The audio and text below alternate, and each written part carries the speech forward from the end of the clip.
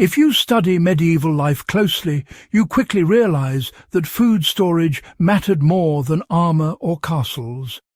A failed harvest or spoiled stores meant death, not inconvenience. Before we get into the details, take a moment to subscribe to Warfield Prepper Chronicles, like this video, and leave a comment sharing which historical survival methods you want covered next. Now let's get straight to the methods that actually kept medieval households, armies and monasteries alive. Grain storage relied on dryness, airflow and separation from the ground. Medieval grain was never stored casually. Wheat, barley and rye were dried thoroughly after harvest and stored in raised granaries built on stone or wooden stilts. This elevation prevented moisture absorption and blocked rodents. Ventilation slats allowed air to circulate, stopping mold growth. In some regions, grain was sealed in clay-lined pits once fully dried, creating low-oxygen environments that slowed insect activity. A modern prepper can apply this by storing dried grains in airtight containers with desiccants, raised off concrete floors and kept in stable temperatures. Salting and brining turned fresh meat into long-term protein. Salt was a strategic resource in the medieval world for good reason. Pork, beef and fish were heavily salted and packed into barrels, drawing out moisture that bacteria needed to survive. Brining went a step further by submerging meat in salt water, creating an environment hostile to spoilage. Fish, like herring and cod, were preserved this way and transported across Europe. These days, this technique, it translates directly into home curing, dry salting cuts of meat, or using controlled brines in cold storage, all without relying on electricity.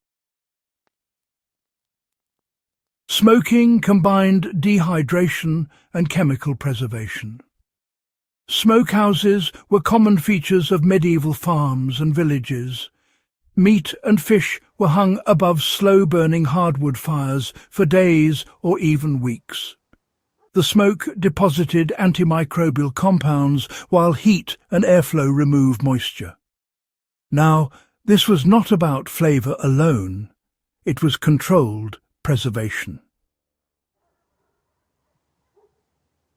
Modern application is straightforward, really. Low-temperature smoking combined with prior salting creates shelf-stable foods that last months when stored properly. Root cellars, use the earth itself as a kind of preservation technology. Vegetables like turnips, carrots, onions and cabbage were stored in these underground cellars where the temperatures stayed cool and, pretty consistent all year round. The high humidity in there prevented things from drying out, and the darkness really slowed down sprouting and decay. Some vegetables, they'd be layered in sand or straw to keep them from touching each other and rotting. Anyone who's serious about long-term food security, they can replicate this by using buried containers, insulated sheds, or even passive underground storage, even in temperate climates, Fermentation now that transformed fragile foods into stable nutrition.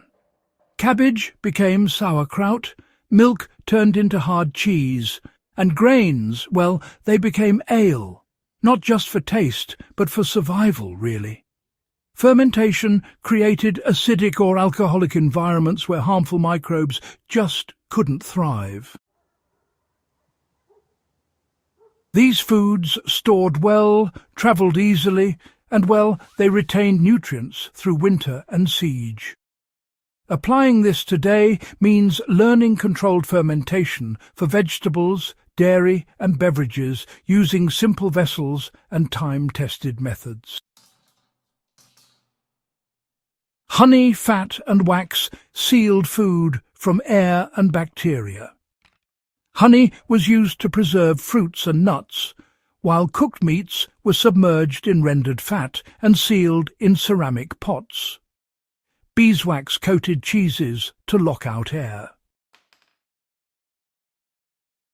These methods relied on exclusion rather than refrigeration. Modern equivalents include confit cooking, wax sealing, and oil submersion for dry foods. These techniques kept medieval societies functioning through famine, war, and winter. They still work because the science behind them has not changed. Subscribe to Warfield Prepper Chronicles, share this guide with fellow historians and survivalists, and, keep these lessons alive by using them.